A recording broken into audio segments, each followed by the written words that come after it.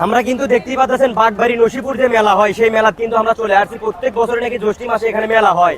তা আসলে আমরা জানি না যে এখানে কিসের মেলা। কসমেটিক হাটি থাকার কথা হচ্ছে বউ মানুষ বা বিটি সোলবল, এখানে আসে দেখতে পাচ্ছি খালি বেটা সোলবল মানুষ। কিসের জন্য এটি বেটা সোলবল মানুষ আছে সেটাই কিন্তু জানার চেষ্টা করবো এই ভাই গ্রুপ থেকে। ভাই কেমন আছেন?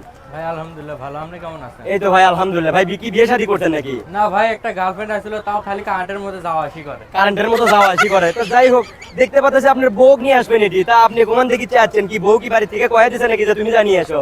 না ভাই, এখনো বিয়ে শাদী করিনি। একটা গার্লফ্রেন্ড ছিল, খালি মনে করেন কারেন্টের মধ্যে যাওয়া আসি করে। কারেন্টের মতো চলে যায় আবার আসে নাকি?